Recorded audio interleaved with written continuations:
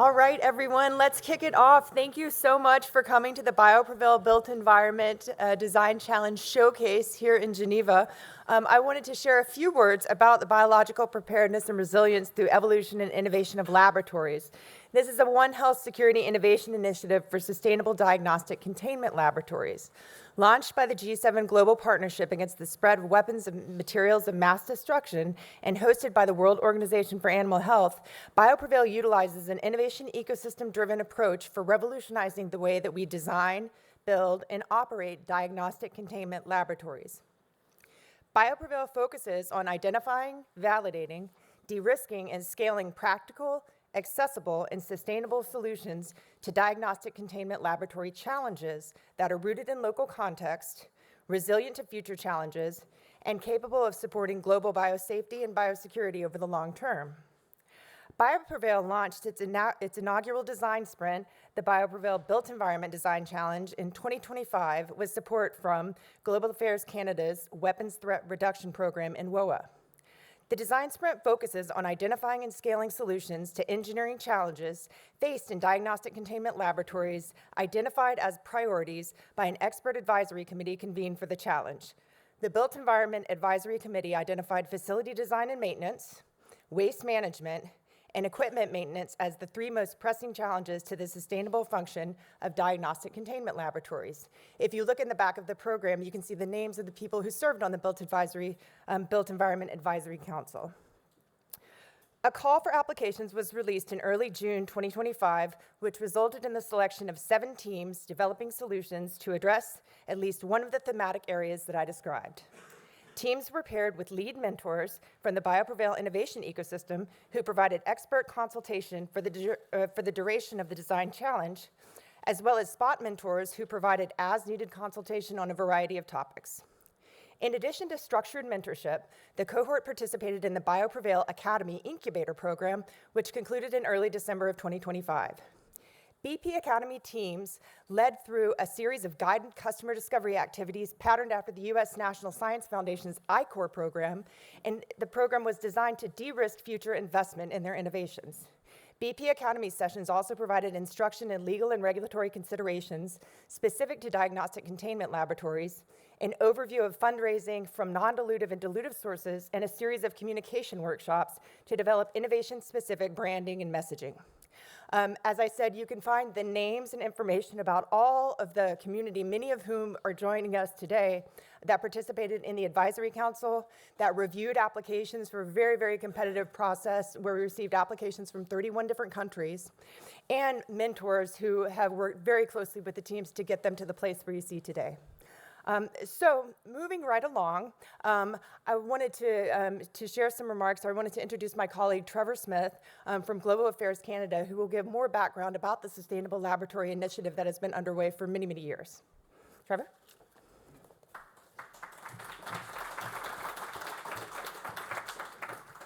Thank you, Lisa, and thank you to everyone here and everyone who's joining us online.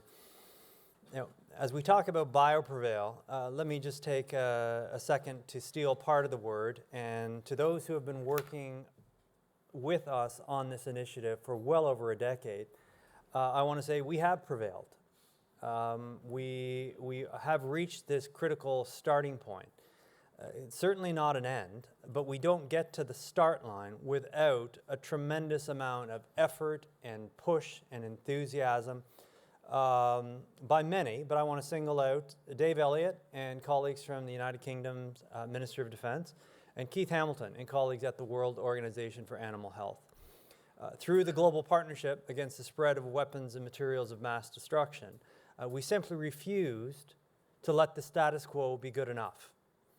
Because the status quo, when it comes to biological diagnostic containment laboratories, particularly in low-resource environments, it isn't good enough.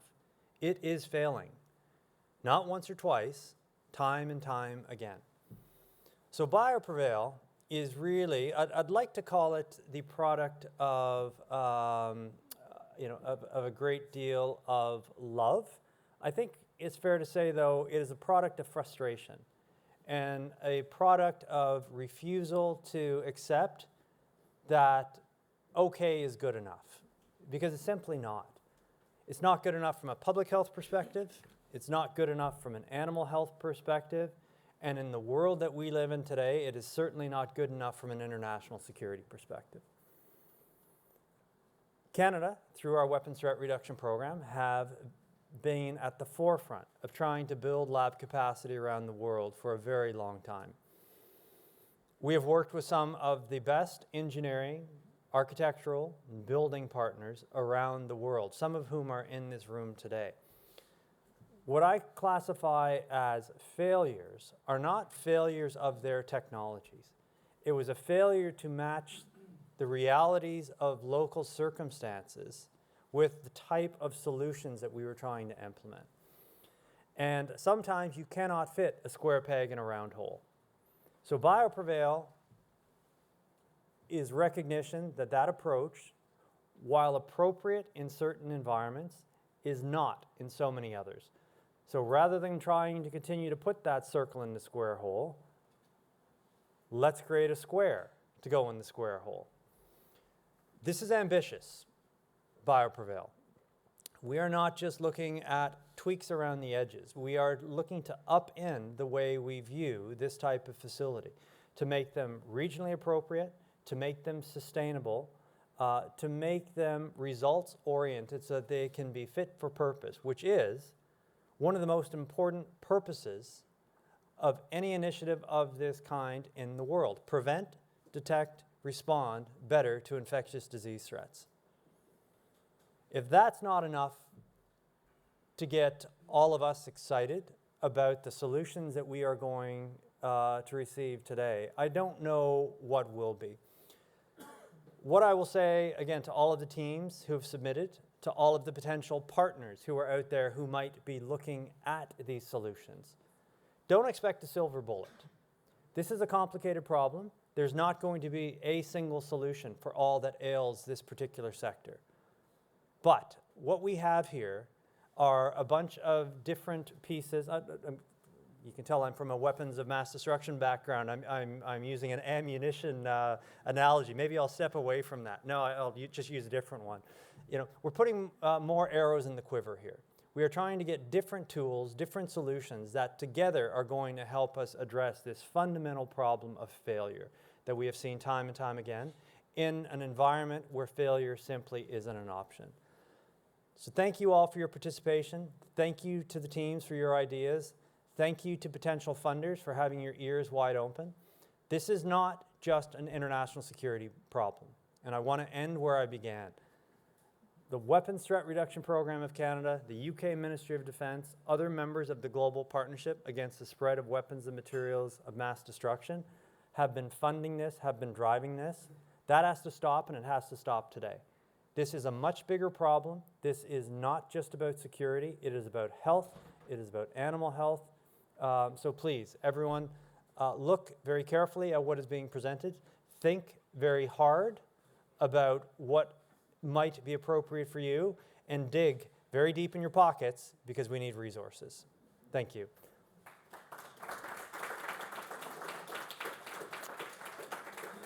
With that, I'm very pleased to turn the floor to our longtime collaborator, Keith Hamilton from the World Organization for Animal Health.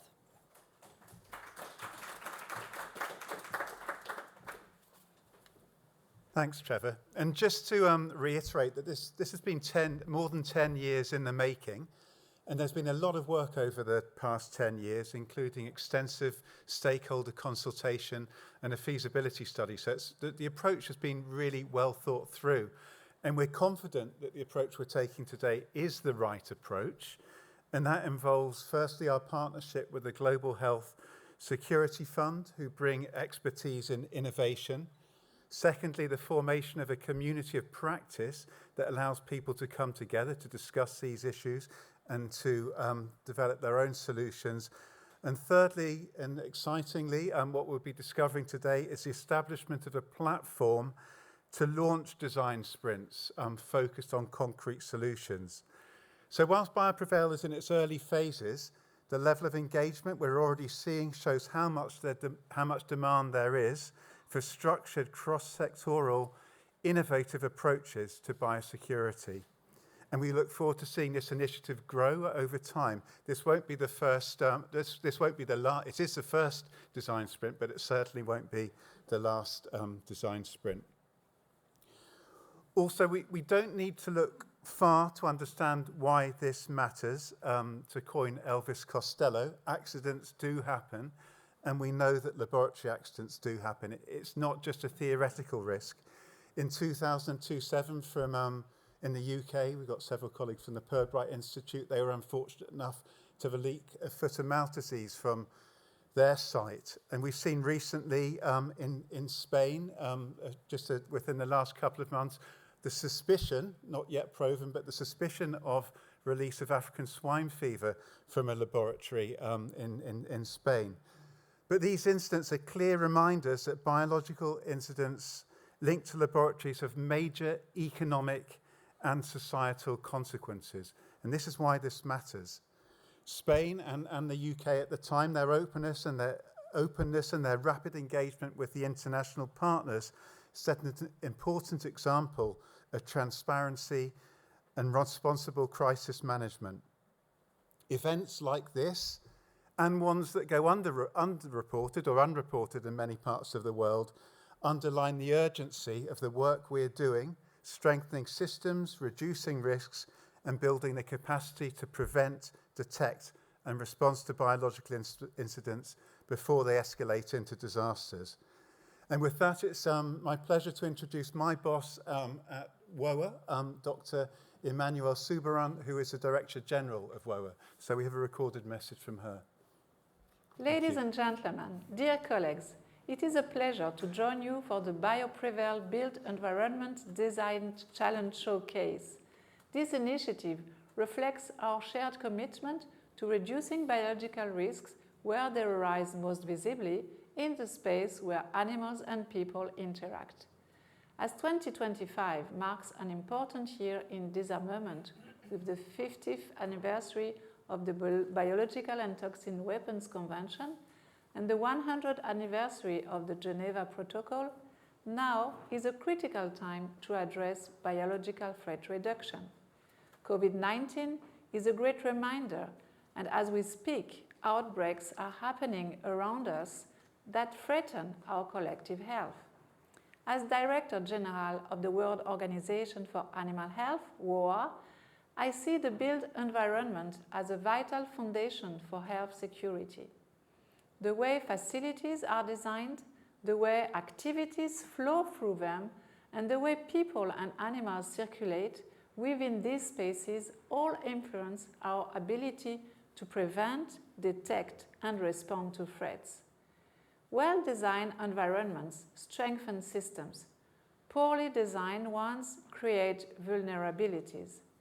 The One Health initiative of BioPREVAIL has impressed me. Together, they are turning conversation into action to create change across the globe. The BioPREVAIL Built Environment Design Challenge brings these issues into focus by offering practical solutions. At the forefront of innovation, BioPREVAIL is helping to pave the future of lab sustainability. The novel ideas from the teams today represent the future of biosecurity and lab sustainability. The teams presenting at today's showcase make a direct impact on the ways we protect human health and animal health from the next outbreak. It applies One Health thinking to real operational settings, improving biosafety practices, redesigning workflows, and offering recommendations that our members can implement directly. This is innovation with a clear purpose.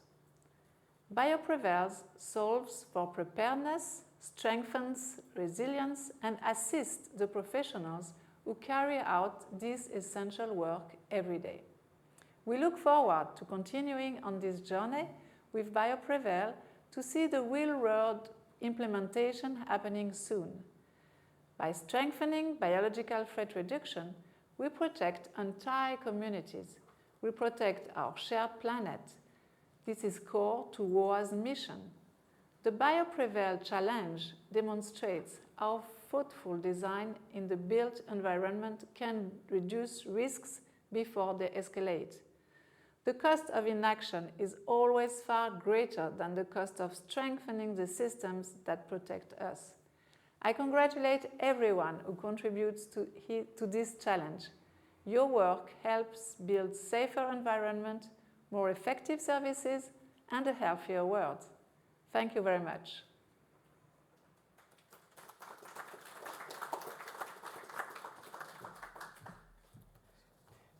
So without further ado, we'll jump into the presentations from teams. I would like to introduce Paula Fernandez from GSS Health in the United States. The contribution of GSS Health to global biosecurity comes from the solar-powered diagnostic system that maintains a safe and uninterrupted testing in off-grid or unstable environments. By securing diagnostic operations against energy disruptions and unauthorized handling of infectious materials, it advances global biosecurity through resilient and self-sufficient laboratory systems. Paula and her team were supported by lead mentor Luis Ochoa. Paula?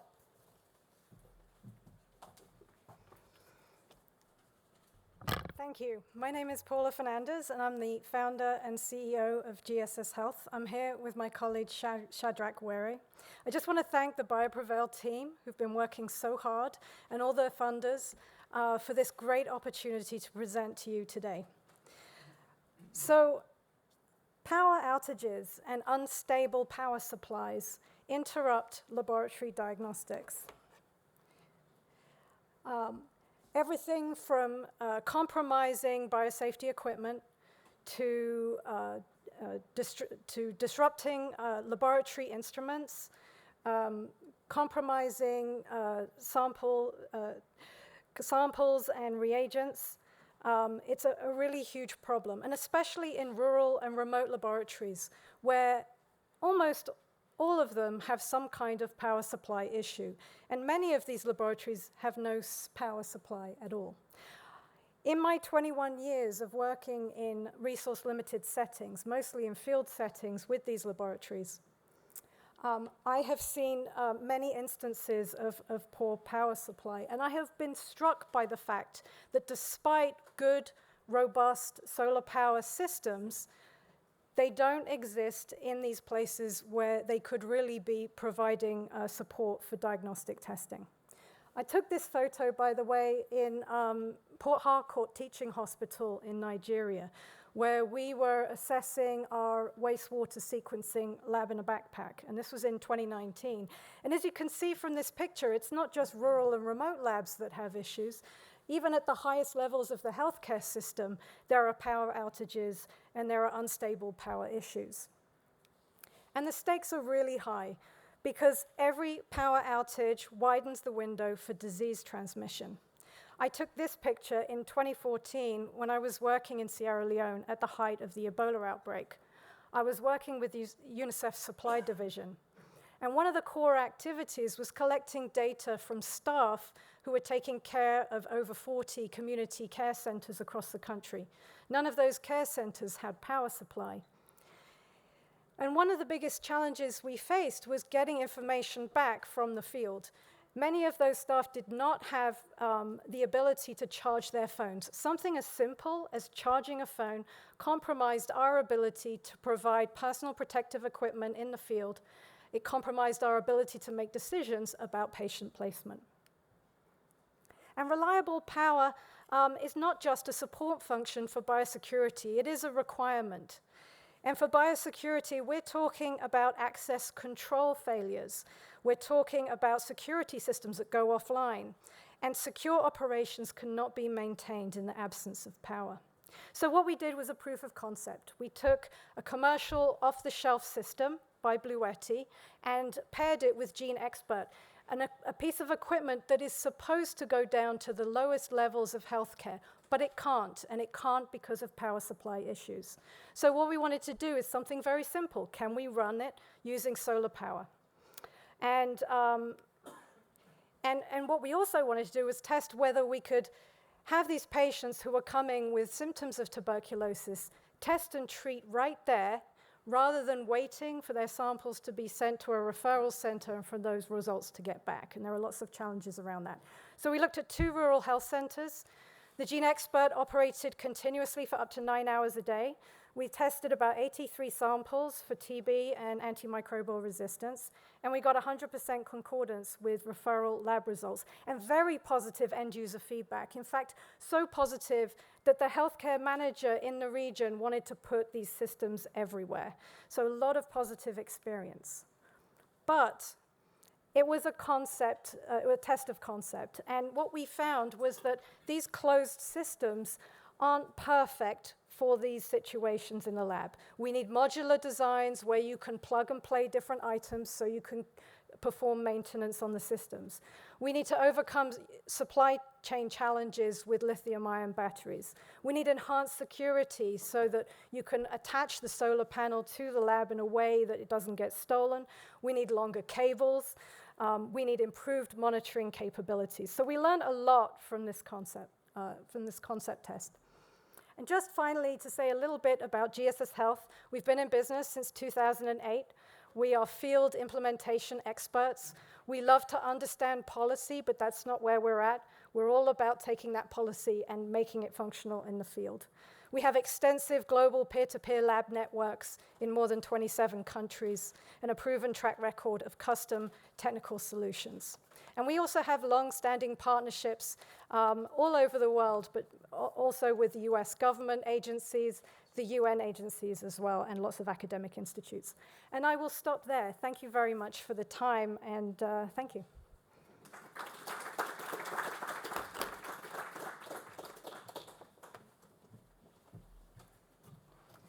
Thank you, Paula.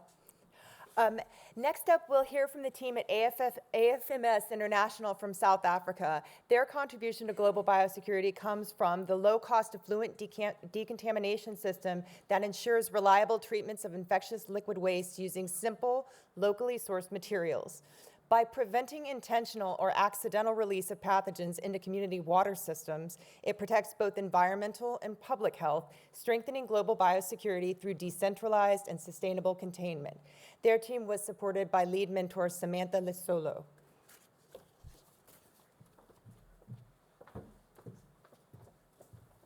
Thank you, Lisa. Hello, everyone. My name is Timeleto Liteka from AFMS. I'm a mechanical engineer.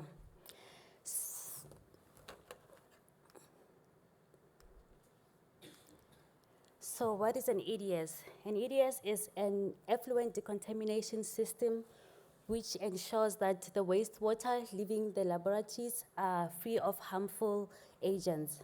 So all the laboratories that works with pathogens, they generate liquid waste which contains infectious contaminants, chemicals, and genetically modified materials. So what an EDS does is to treat these harmful contaminants and ensures that when these leaves the laboratory, it's free of all organisms, and this prevents environmental contamination, preventing public health. So the challenge that we have with these automated units is the cost. They are expensive, and maintenance is also expensive because importing the parts is costly and there's long lead items for that.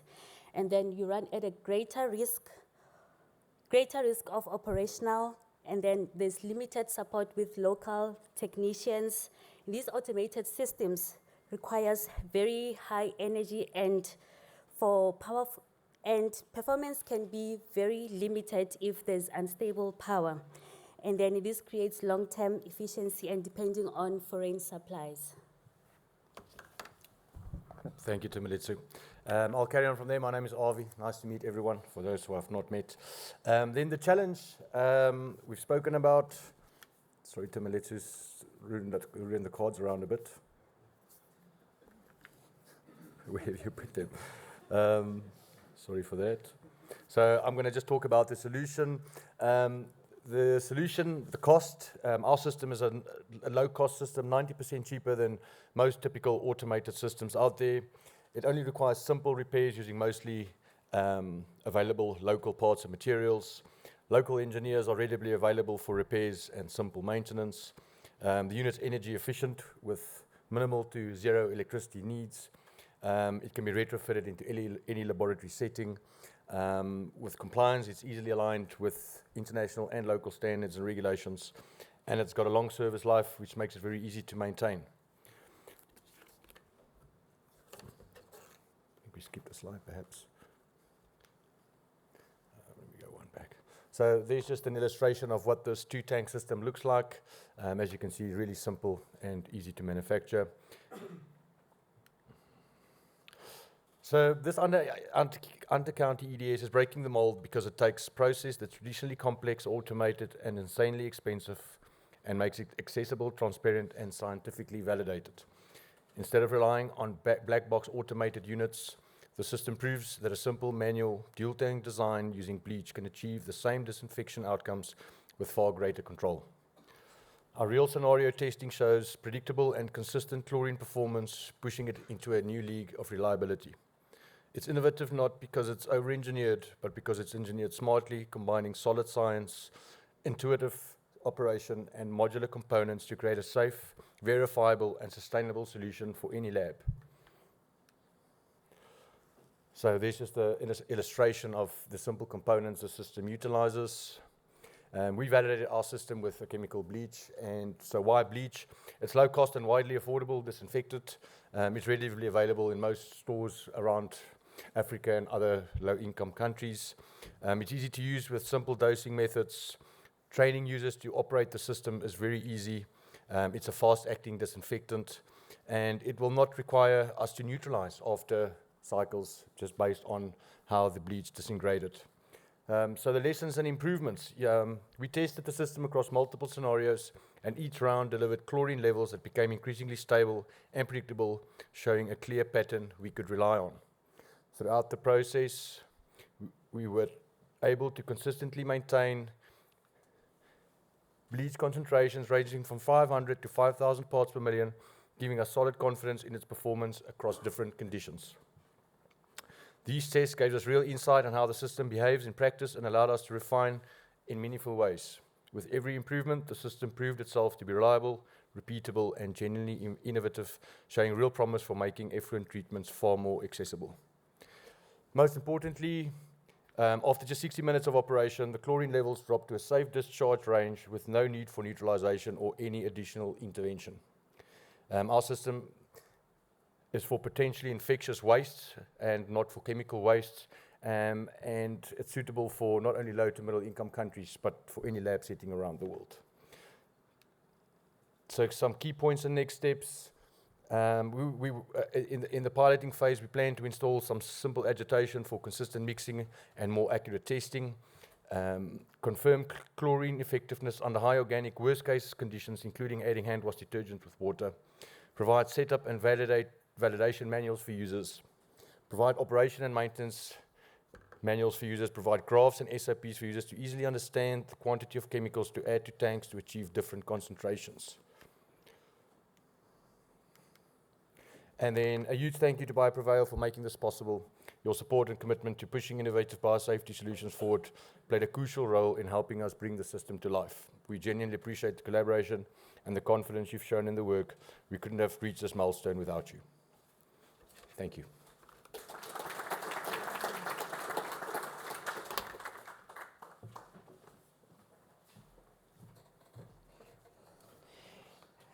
Thank you. Next up, I'll introduce the team from University of Cape Town and Waste Not Want Not International, Sarah Fernandez. This team is based in South Africa and supported by lead mentor Samuel Yingst. They're supporting global biosecurity by a low-cost bioremediation system that neutralizes hazardous guanidinium thiocyanate. I was a chemistry major, so waste using naturally occurring microbes. By eliminating toxic laboratory byproducts before they can be misused or released into the environment, it contributes to global biosecurity and environmental safety through sustainable waste neutralization. Sarah.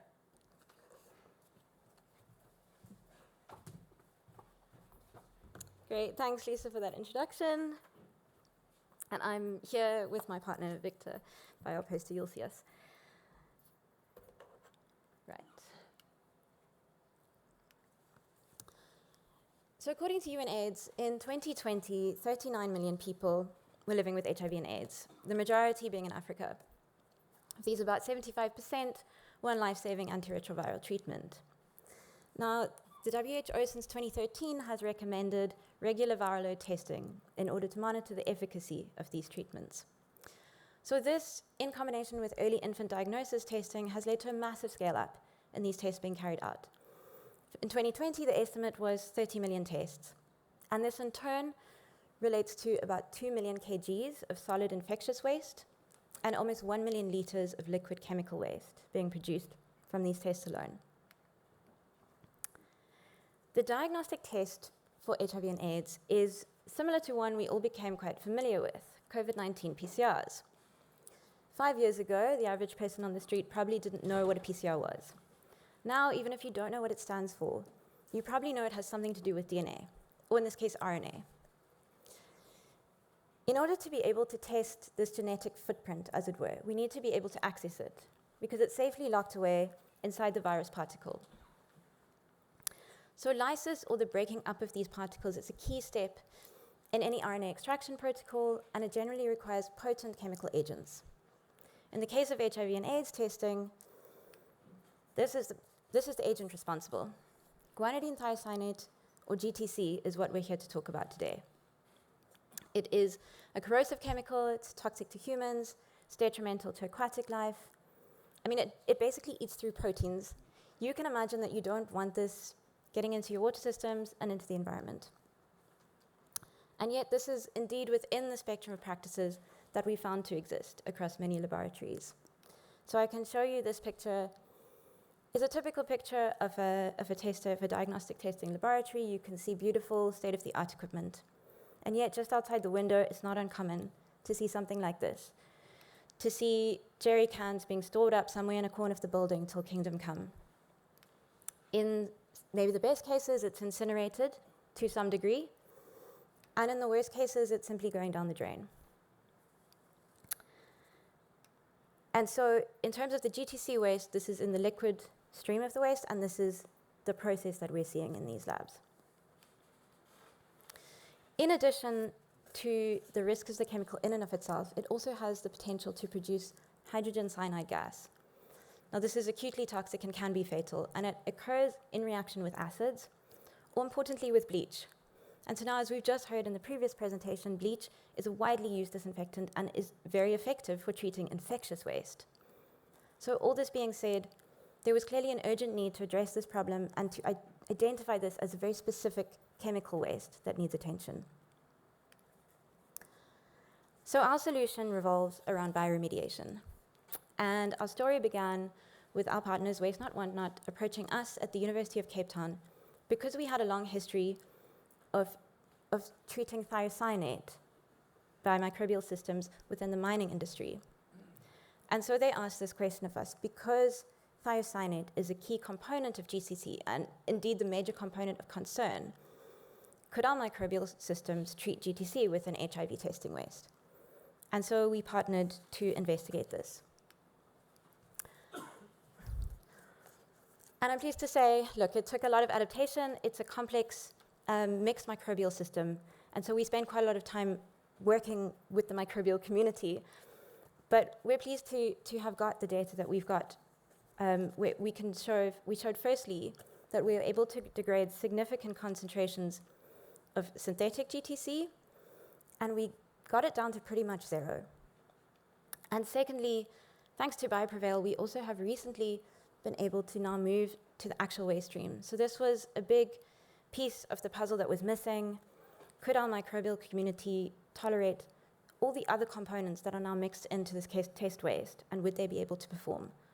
And so this data is fresh out of our labs, it's ongoing, and we have been able to see pretty much full degradation. So this data is really exciting to us, and I do want to take a moment. BioPREVAIL has supported us not just through funding and throughout the process, but this is a great example where this was honestly quite a big hurdle for us, and it was the knowledge sharing and the connection with biosafety experts that allowed us to ensure that our labs were compliant to even be able to get this waste into our labs and test it. And so you'll ask what it takes. Well, apart from the specific microbial community you need, in terms of the apparatus, it's actually quite simple. You need a vessel, you need a source of agitation, and you need some form of aeration. And so the process can be scaled from simple shake flasks to larger bioreactors, depending on your need. And this is now a new and improved process of the flow of waste, where it can be continuously pumped into a bioreactor for degradation.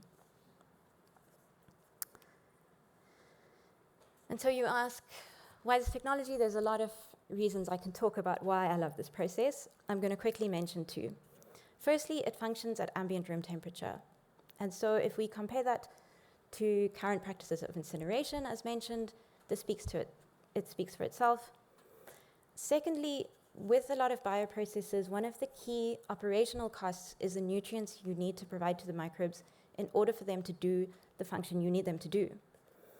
In this process, we feed them molasses, a waste product from the sugar industry. And so this is a classic example of co-disposal. We're using one waste stream to treat another.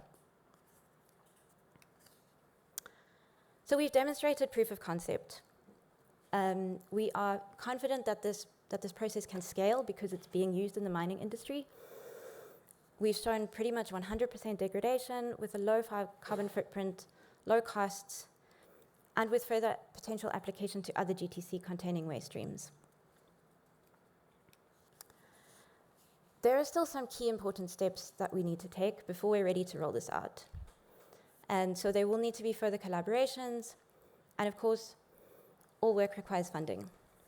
And so I'm going to leave you with a famous African proverb, that if you want to go fast, go alone. If you want to go far, go together. So I look forward to seeing you after the session and chatting more. Thank you.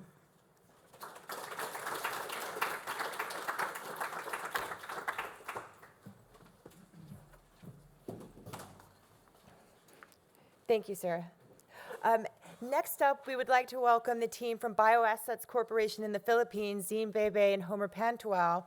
This team was supported by lead mentor Mark Wheatley, who is actually joining us today. So, Mark, give it. All right. Their contribution to global biosecurity comes from the mobile biocontainment laboratory that enables rapid and secure diagnostics in remote areas, reducing the dependence on centralized high containment facilities. By ensuring controlled handling and transport of potentially infectious materials, it reinforces global biosecurity by minimizing risks of sample loss, theft, or deliberate misuse during outbreak responses. Homer? Yeah. Thank you very much, Lisa, for the introduction. A pleasant day to all of you. Many thanks to BioPREVAIL for this opportunity. So imagine a farm with a few to hundreds and thousands of animals.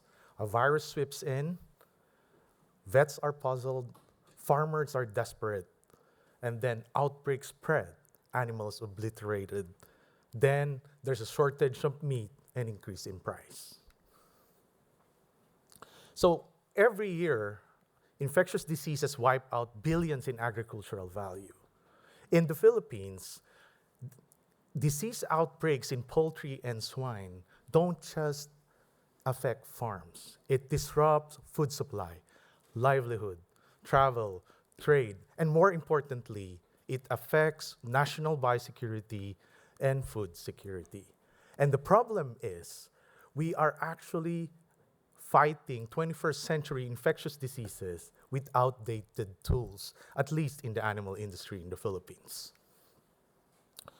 Now imagine a country where we don't just respond to disease outbreaks.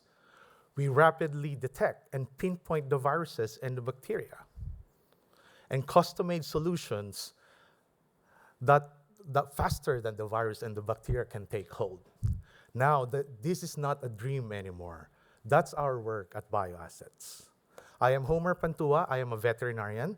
I'm a scientist, and I am someone who came home to the Philippines with a mission with our group of molecular biologists, microbiologists, veterinarians, and engineers at BioAssets to turn cutting-edge science into practical solutions for animal health and food security. So disease control in the Philippines poses a lot of challenges. As you know, Philippines is an archipelagic country with 7,000 islands, and that means many ports, many boundaries to protect and to monitor. And there are thousands of farms in the Philippines, and most of them are in small backyard operations that has rough terrains and narrow road network to get to it. And there are limited access to diagnostics. Most samples are sent to the central laboratory in the National Capital Region, and in most cases, it's too late already, and farmers have losses. And we also lack the ability to rapidly respond to outbreaks at the point of need. The solution? A mobile biocontainment laboratory that would support rapid response at the point of need or on-site. Something or an MBL that can actually generate information that will support continuity of operation and sound decision making. Something that will actually support capacity building in remote and resource-limited areas. And it can also be used for research and surveillance while maintaining biosafety and biosecurity. So the MBL is a pre-partition laboratory. It has a biocontainment room, which performs secure processing of samples. It also has an analytical or instrument room that has serological and molecular diagnostic capabilities. And moreover, it has an office and anteroom for personnel.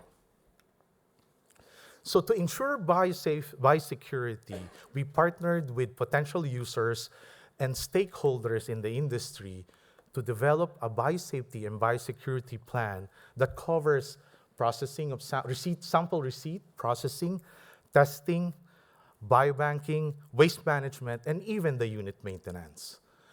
It also includes a laboratory information management system to make sure that information are secured and can be stored. So due to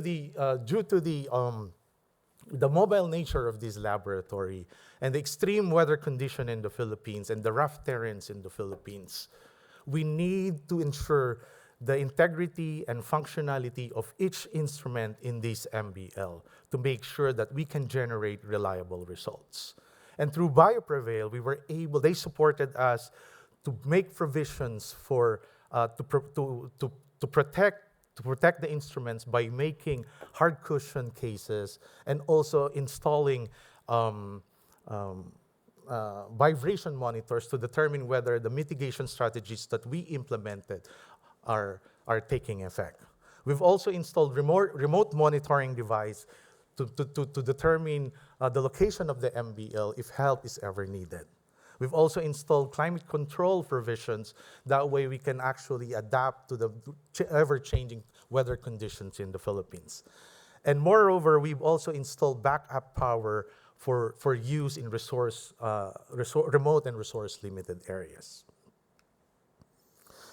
So as a proof of concept, what we've done is we use this MBL to respond to a disease outbreak or an African swine fever outbreak in the northern Philippines. So what we've proven is that we can generate results or information in a high throughput and timely manner. And what we've done there is we've helped farmers make sound decisions and craft mitigation strategies at the point of need.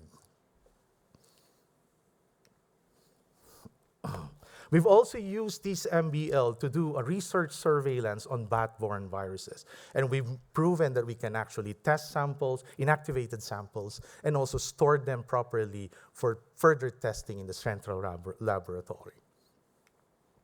So what's the next step? The next step is, in the Philippines, there are a lot of regional diagnostic labs and School of Veterinary Medicine, but they need capacitation.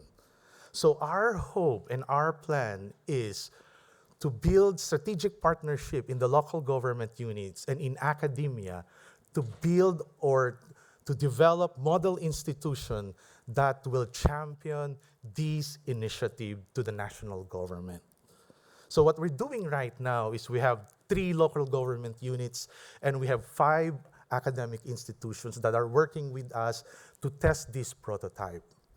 And we also need help to support the academia to play a central role in training diagnosticians and biosurveillance specialists That way, the national capacity that we built does not end.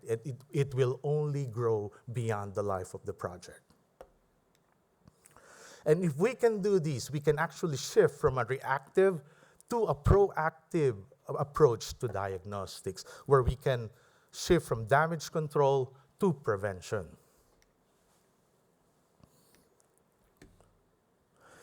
So at BioAssets, we are not just testing samples. We are trying to change the way we manage diseases. Through the point of need capabilities, we have helped farmers gain back control, preventing outbreaks, restoring productivity, and most importantly, we can actually replicate, deploy, and help farmers build trust in science-driven solutions. With that, thank you very much to all of you.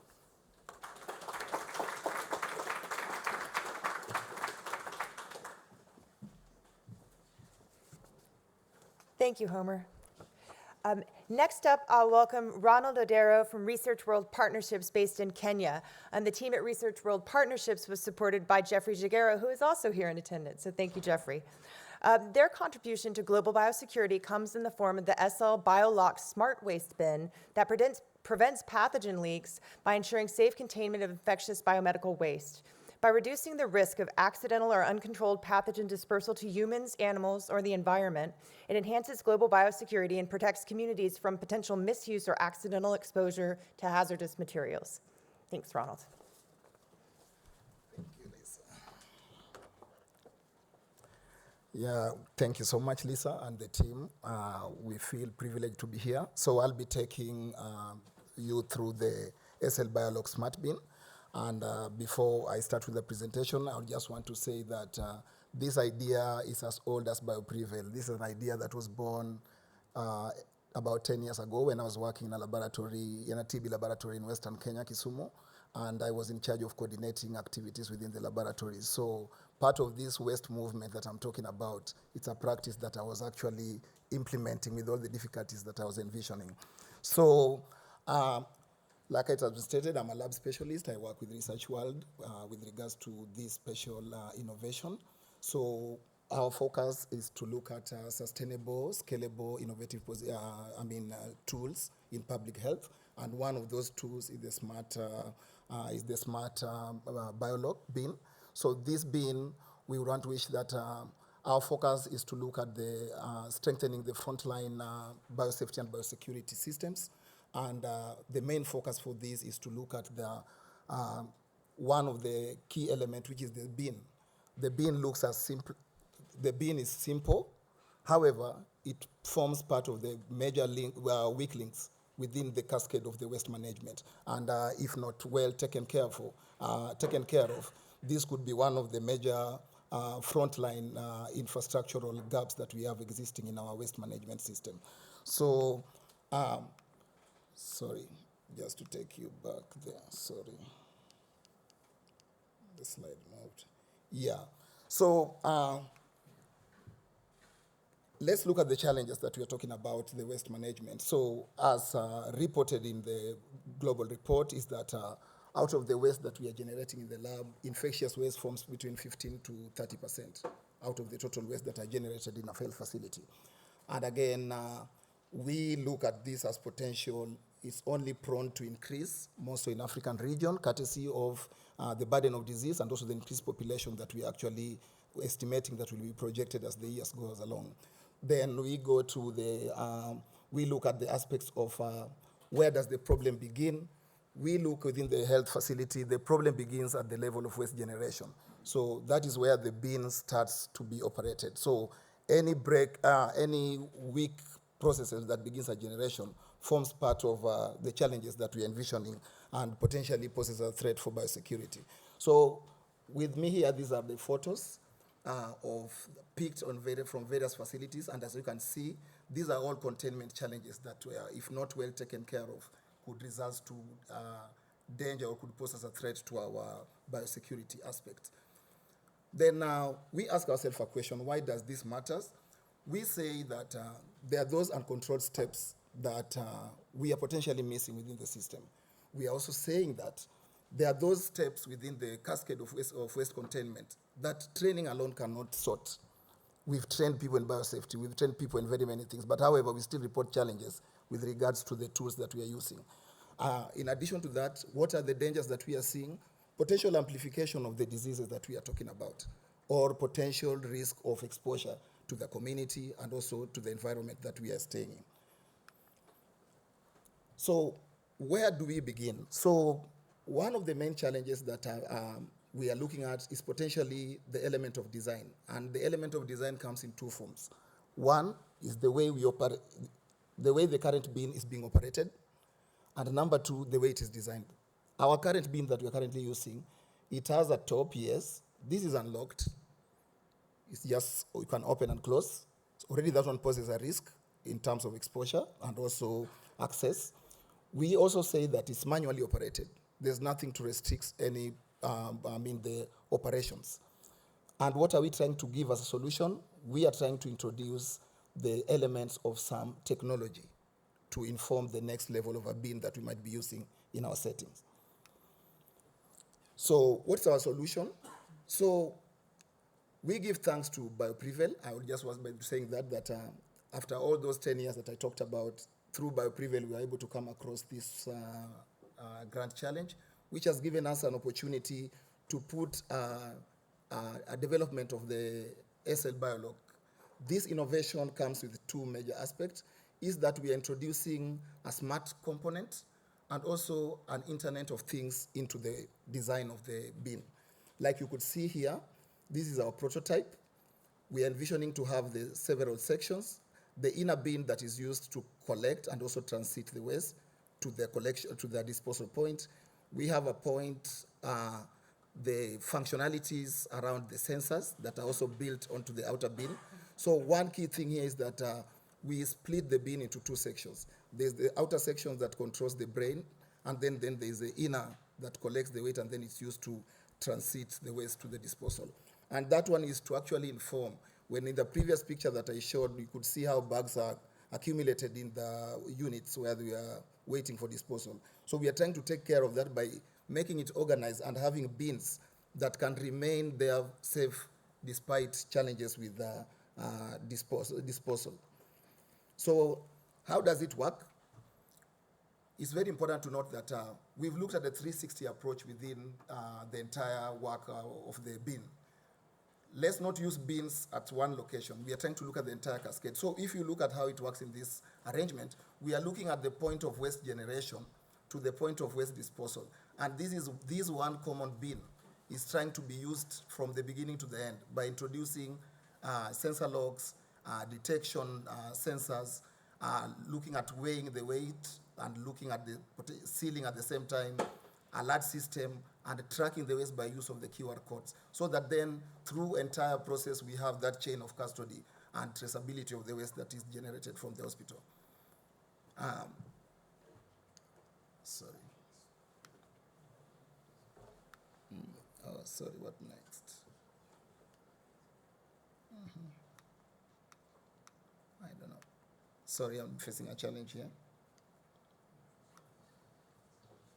My slides are not moving. Oh. Let me go back. Yes. Sorry, thank you. So with regards to the global standards, so what are we complying to? When we look at this design, we are complying to the WHO protocols. We are complying to global health security agenda with regards to ensuring that we are able to detect, test, and respond on time with regards to issues to do with waste. And then to look at the Africa CDC initiatives currently with regards to issues of adopting technology. We are also complying with that. And in terms of value, we are looking at value at various levels. One of the levels is at the facility level, where we are able to ensure that waste is safely kept. We are looking at the level of healthcare workers and potential community around the facilities. And also at a government level, we are looking at potential compliance and then accurate data that can be used in decision making. With regards to sustainability, very importantly is that we are designing this bin using the local plastic that's available. We are looking at potentially having local manufacturing capacity and job creation. and then ensuring that we are able to segregate our waste and also tap into the circular economy. This is also guided by the principle that we are only generating 15 to 30% being the infectious waste. What do we do with the remaining 70? Could we have a process where we are able to segregate properly and take advantage? And in one of our groups, one of the colleague here, they are taking advantage by recycling part of the waste, so producing the filament. And the filament they are producing, for sure, is one of the materials that are used in the prototyping. So if we could start those kind of initiatives, we are looking forward to be taking advantage of this waste menace that we are being faced with. So in our next steps, what are we looking at? We are looking at refining this engineering. And two major aspects that we are trying to look at. Can we retrofit the current bin? Can we create molds so that we're able to produce at a large scale? We are looking at deployment, working in the ministries, both at the national and the regional levels, to ensure that we're able to deploy. Doing a feasibility with the prototype that the type of the lower level version that we are going to produce, and having some timeline that we are guiding.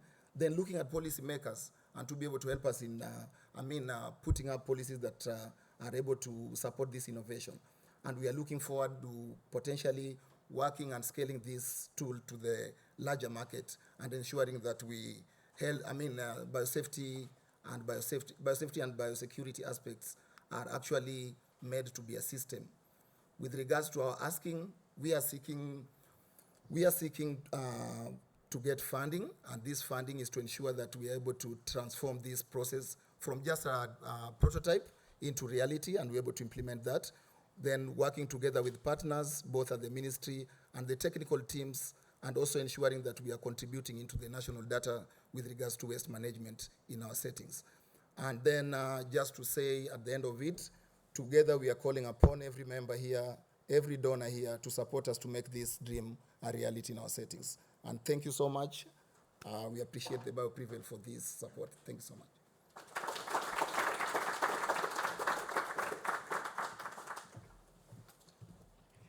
Thank you, Ronald.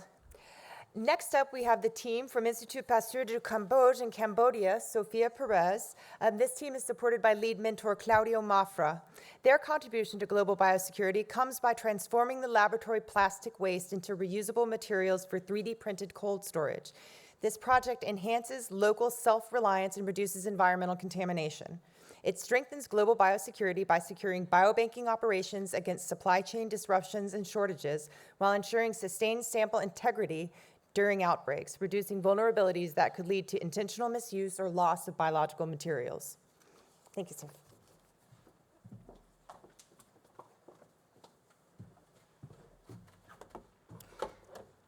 Hi, everyone. At the Institut Pasteur de Cambodge, every work that we do, all the work that we do, is about staying ahead of the next big pandemic. And so for the BioPREVAIL project, we asked, how can we design better systems that improve health outcomes while also caring for the planet? Sorry, I actually have to move the slides. There we go. And so the samples that we stored in our biobanks, they have strengthened our knowledge on diseases and shaped our ability to respond to them. These samples, whether they're RNA or DNA, are precious, and we want to keep as much of it as possible and as safely as we can. But the reality is, we are constantly running out of space. The repurposed racks that you can see in the slide they take up space, unnecessary space, which means that we have to either throw away samples or we buy new fridges, which both are not sustainable solutions. And these containers, they don't stack neatly. The lids come off, which increases the risk of samples being lost or damaged. This is not ideal, but it is a reality that many biobanks all over the world face. In the race to get ahead of the next pandemic, every sample is an important piece of data that could lead to critical public health findings and decisions that have major global impact. Another challenge that we face is that we rely so heavily on imported tools, which leaves us at the mercy of global supply chains that can also slow down important work. And it's even it's an even bigger problem for labs that are operating in limited settings. The racks that are also available in the market are expensive. They cost anywhere from $10 to $30. If you think about a single project that we have, we would need more than, say, 3,000 of these racks just to store hundreds and thousands of samples. That's a lot of money spent on plastic. It doesn't make sense, given that we actually already produce so much high-value plastic on site. We know this because at the start of this project, we conducted a waste audit, and we found that up to 50% of the waste that we produce is plastic, and at least 20% of that is high-value plastic that could be transformed into a resource. But with no sustainable pathways or for reuse or repurpose, a lot of it goes to waste. And it contributes to a mounting problem with plastic, not just in Cambodia, but also globally. These are the problems that keep Mr. Hokin and I up at night. Mr. Hokin is my co-lead here. He's here today. And anyone who works in a lab or runs a lab would be able to relate. But these aren't separate problems. It's not just a logistics problem, and it's not just a sustainability problem. Combined, they create a bigger biosecurity and biosafety challenge. And they stem from a much deeper issue, which is that we depend so much on a linear import-driven system that on one hand creates a lot of waste, and on the other, fails to supply us with tailored tools that we need. With more laboratories, especially biosafety level 3 labs opening, this could lead to bigger problems if left unaddressed. We wanted to reframe these challenges as an opportunity to look at the resources that we already have in order to create the solutions that we are looking for. Here's where the innovation lies. CoLab is a modular system designed to safely manage laboratory plastic waste from end to end. It's a closed loop solution that promotes better waste management from waste sorting that will ultimately allow us to transform the waste into new lab supplies through the use of accessible technologies, and in this case, we are using 3D printing. Just by physically containing the laboratory waste within a monitored and closed workflow, CoLab is already promoting better biosecurity by reducing the chance of accidental release or environmental exposure that happens or could happen prior to disposal of these wastes. And through CoLab, the main point of CoLab and what we are trying to do is transform common plastic waste, such as these, into recycled filament. And from this very simple material, we're able to design, create, and fabricate lab supplies locally. Starting with these cold storage racks that are customized, they keep samples tightly contained, they stack well, they save space, and the lids are secured. They can be color-coded based on projects, based on needs. We're starting there, but the filament can be applied widely within the lab or out in the field. So for example, with these passive wastewater samplers. Also, you can see that the exhaust duct has been installed, and it enables us to recapture energy from our negative 80-degree freezers and put it back into the CoLab system to dry the shredded plastic. 3D printing technology has gotten so advanced that we can just about customize anything, especially with so much open source material available. Our imagination is the only limit. So going back to the pilot, we decided to focus just on the cold storage solutions, and we focused on the people who keep the biobank running and organized, and these are the lab technicians and lab managers, and we got their input. But the system really benefits a wider network, including our own Pasteur network, 33 members in 20 countries, as well as external partners, collaborators such as health institutes, universities, and funders. With CoLab, we are building a strong, sustainable, and more resilient lab that improves pandemic preparedness and biosecurity, all while reducing waste, expanding capacity, optimizing cost, and operating with better agility and efficiency. What we want to do next is we want further investment to integrate wastewater capture into the system, solar panels to reduce energy consumption, and we also want to invest in custom and industrial scale equipment so we can remove some of the manual aspects of the process. Eventually, we want to create a dedicated space for CoLab where a lot of the work can take place. We are constantly looking for technical partners, and we want to partner up with labs who also want a similar system on site. And here is the dream team that makes it possible. It's a truly interdisciplinary collection of people bringing together expertise in biobanking, manufacturing, sustainability. We have heads of labs working with the lab technicians who are bringing CoLab to life. And we know this is a highly ambitious project, and we are a small but mighty team in this area. But through BioPREVAIL Design Challenge, we have accomplished great feats in less than 3 months. And we were able to set up the CoLab system, strengthen our capacity, build collaborations and partnerships. We connected with technical experts and mentors, and conducted an initial waste audit to understand the extent of the problem. We also established the system through purchase of essential equipment, and we are incredibly proud of this progress that we've made, and so excited to be representing IPC here today in Cambodia, alongside our brilliant cohort and their initiatives. And to close, I just want to highlight that pandemic preparedness is only as strong as the systems that enable them. Today, those systems are strained, not because of poor science, but because of tools that don't meet our needs, the waste that we create, and infrastructures that we've clearly outgrown. We started this project in Cambodia to show what is possible and how we can push innovation when we focus on local talent, resources, and creativity. But we know that CoLab has the power to transform research and labs beyond our borders. Because the truth is, we just can't afford to wait for imports. Pathogens and outbreaks certainly don't.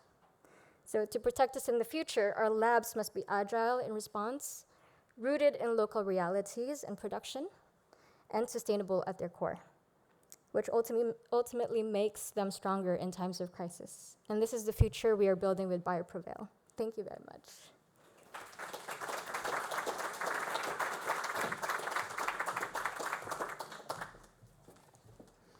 Thank you, Sophia.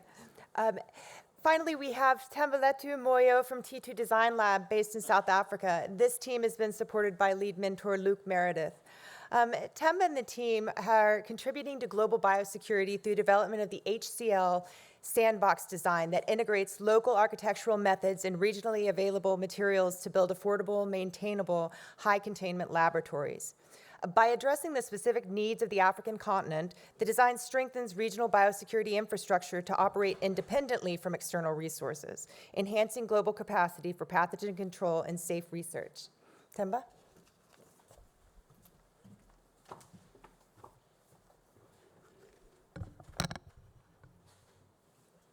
Thank you, Lisa. Good afternoon, all. So the current narrative in the design of diagnostic laboratories is quite complex in that the specifications that are being used to design these laboratories are being developed in relatively wealthy nations. And that has meant that laboratories in low resource settings generally fail. And the reasons why they do so is because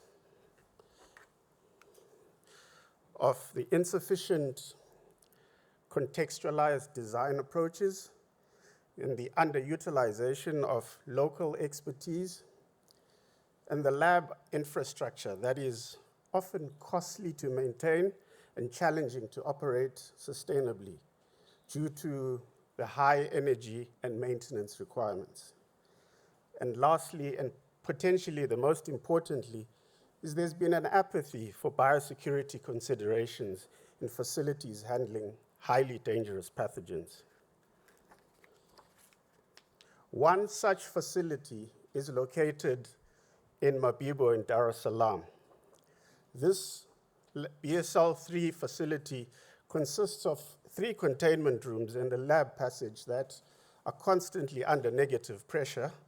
It is a very complex entry suite design, and as we speak, the external windows are failing under pressure. Whilst the lab has all the necessary equipment, this is standing idle and not in use because of the high cost of maintaining the lab. So currently, there's a mobile containment facility that is being used on site. So my name is Temba, and I have the privilege to represent this team that you see on screen, which consists of biosecurity and biomedical experts between 3 African countries, South Africa, Tanzania, and Uganda. Our project aims to validate and adapt the existing architectural design of the HCL sandbox through what we are calling a structured co-design process, which will involve key stakeholders in Africa as well as international experts. Our overarching goal is to create, refine, and document a replicable approach that informs how high containment laboratories can be designed and built sustainably in resource-constrained environments.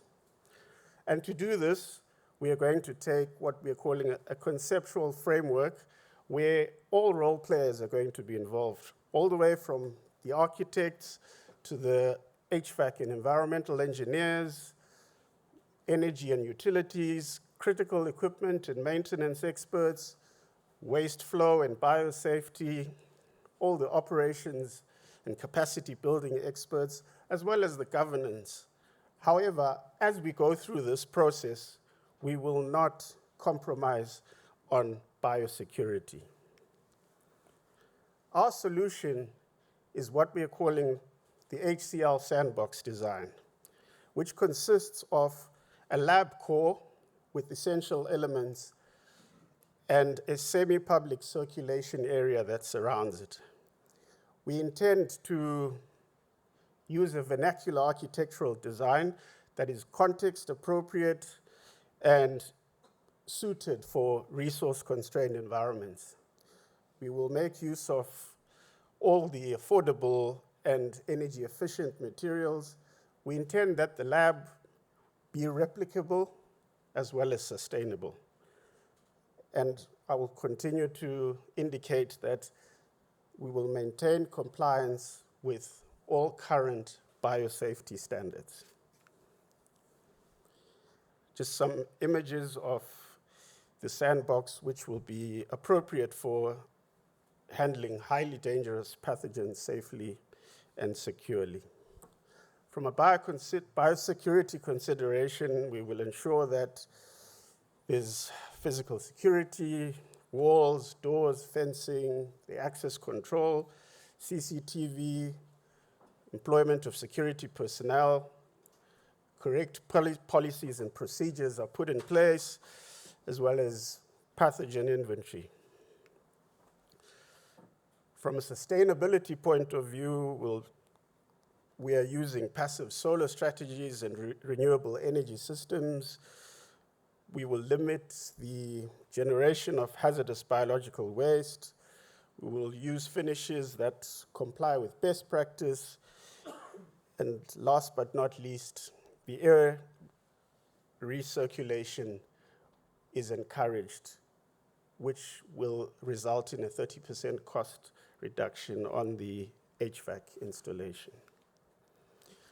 So our ask is for partnership with both funders and potential partners to support the piloting of this context-adapted HCL design methodology and toolkit at the Mabibo laboratory in Tanzania that I have alluded to earlier.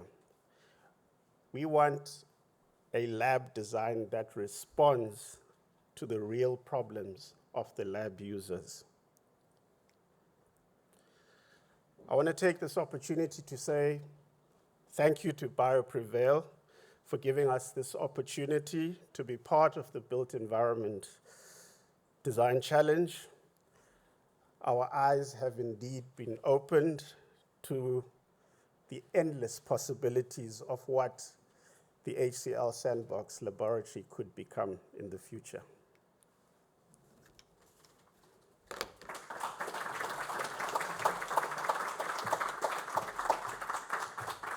Thank you, Temba. So we've just seen the Sandbox project, a powerful example of how architecture and engineering can respond to real operational challenges of diagnostic containment laboratories. At BioPREVAIL and Global Health Security Fund, we saw something more: the potential to transform that prototype into a process that could be replicated and adapted in many different countries. I'd like to ask my colleague Eduardo Flores to come and tell us a little bit more about what that process looks like. Thank you, Lisa, and thank you, everybody, to be here. So we all know that every lab operates within its own constraints, whether they are utilities, staff, supply chains, governance, or even climate. No single design can meet all these different realities. Too often, countries develop plans for state-of-the-art facilities only to be redirected later by funders or donors to conduct a stakeholders analysis or address sustainability concerns when the design is already developed. Instead of exporting a fixed blueprint, we are building a method, a structured process that helps countries to ask the right questions that will be the very beginning, so the answers provided in this process by local actors and experts are what shape the unique design while still meeting the legal requirements, in this specific case, the Africa CDC regulatory and certification framework. We took the Sandbox project as a starting point, but with the support from BioPREVAIL and GHS Fund, the ambition expanded beyond a single prototype. Together, we are developing a participatory method, context-adaptive design, methodology built around 4 complementary tools: a desktop research, the stakeholders mapping exercise, technical interviews, and co-design workshops. Each tool uncovers a different layer of information, and all of them combined ensure that any lab design emerging from this process reflects a comprehensive understanding of local conditions, system dependencies, and operational realities, rather than assumptions made from the outside. A couple of weeks ago, we conducted 2 workshops in Dar es Salaam to help us to build one of these tools, the co-design workshops. More than 30 experts participated: engineers, laboratory operators, biosafety officers, facility managers, and governance specialists. These questions, more importantly, these workshops were not about producing specific solutions, but rather help us to identify, refine, and prioritize the key questions that must be asked before and during the design of a lab. These questions can reflect operational constraints, governance challenges, technical limitations, and human workflows, insights that only local experts can develop, can surface. In parallel, we have also conducted technical interviews and designed a structured research and stakeholder mapping process to inform the development of the remaining tools. The insights generated through this process, testing the tools, will fit directly the methodology and the BioPREVAIL co-design toolkit. This toolkit will enable us and institutions to lead their own design processes using a structured question method grounded in real experience and not from external prescriptions. We will pilot the methodology in early 2026 with a final toolkit and a refined documentation ready for mid-2026. And the principle guiding all this remains simple and intentional. We are not exporting a lab design. We are empowering countries to design their own solutions based on their own realities. Together, we are building a resilient, context-adaptive lab approach that can scale across many different locations. I want to thank you for your attention.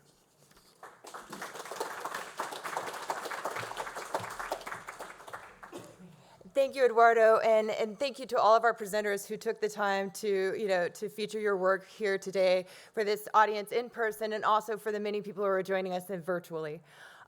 We are so proud of what BioPREVAIL has accomplished in a very short amount of time. What you're seeing now is just a sneak peek of things to come. This has been the culmination of a 3-month development period, but we will follow this up with another 3-month pilot period that will take place in 2026.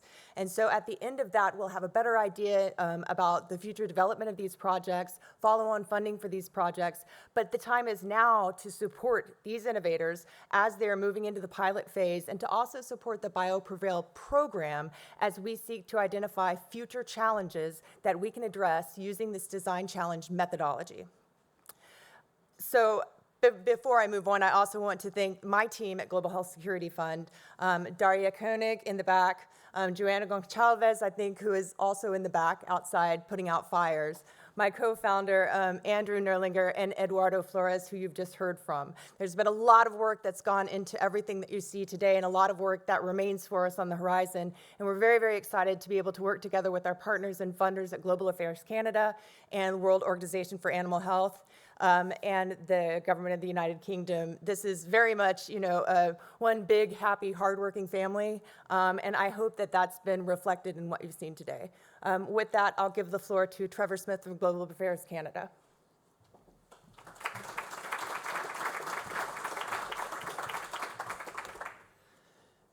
Just a couple of closing thoughts, and thank you, Lisa, and to your entire team.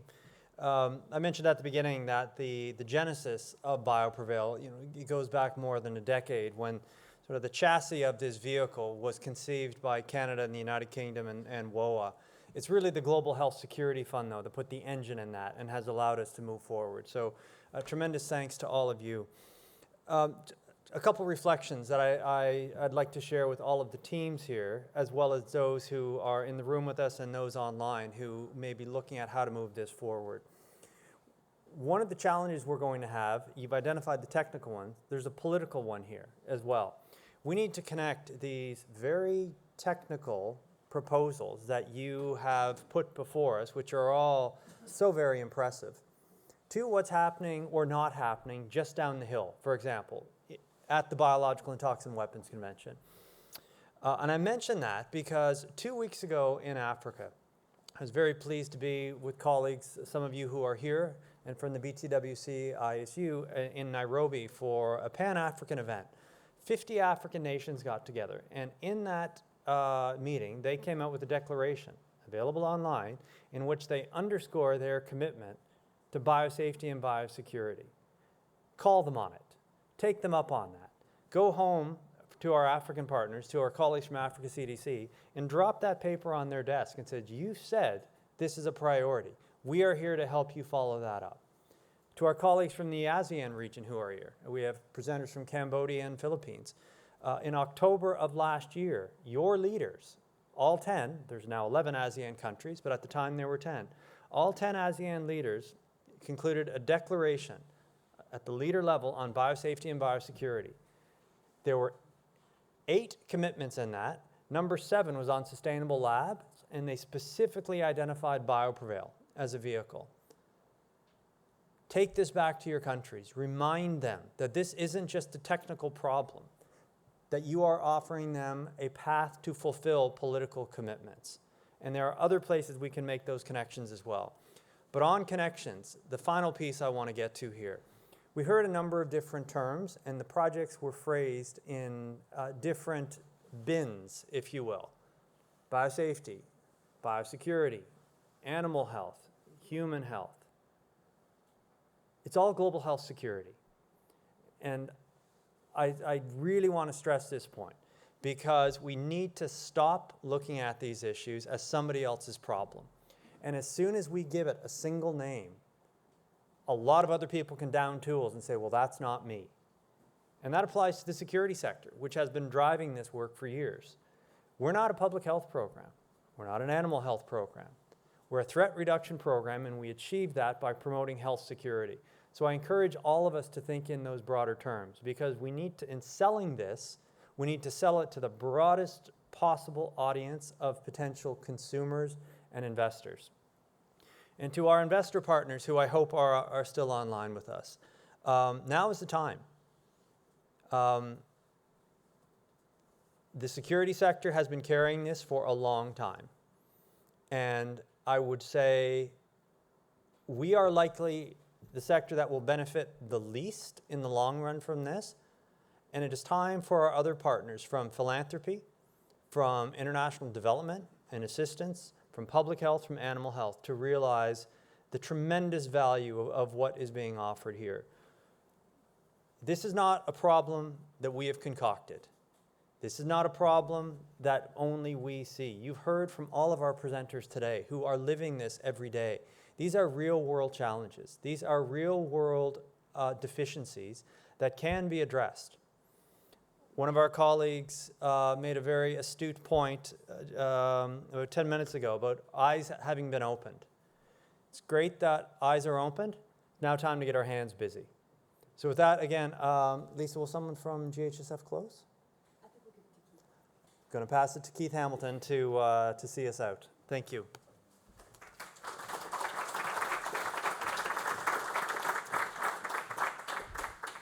Thanks, Trevor. So we've been talking about this concept for 10 years now, and lots of people, they struggle to get their head around it. But I think now that we're seeing some concrete solutions being proposed, it's going to be a lot easier to sell BioPREVAIL to people. They'll understand what it's about because we're starting to take action.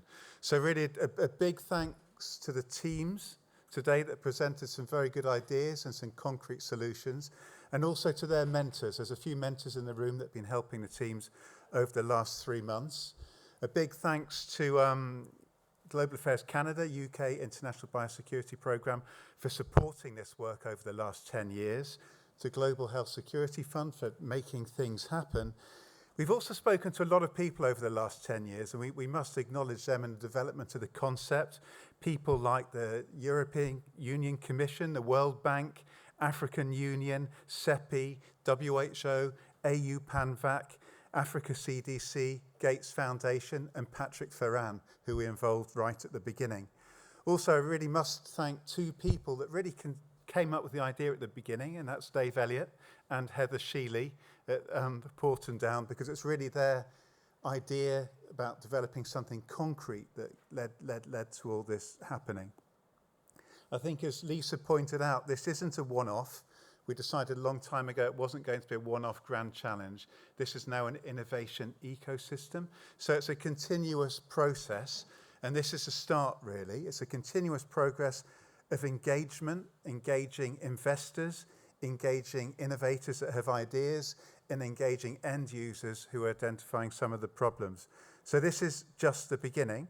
So for those of you in the room, thank you very much for being here. I know some of you have traveled a long way. For those online, thank you very much for staying tuned. I know it's difficult to engage online, but thank you very much for showing an interest. And please stay tuned, because this really is a beginning, and we need your support and your involvement in the coming months and years to really make this happen. Thank you.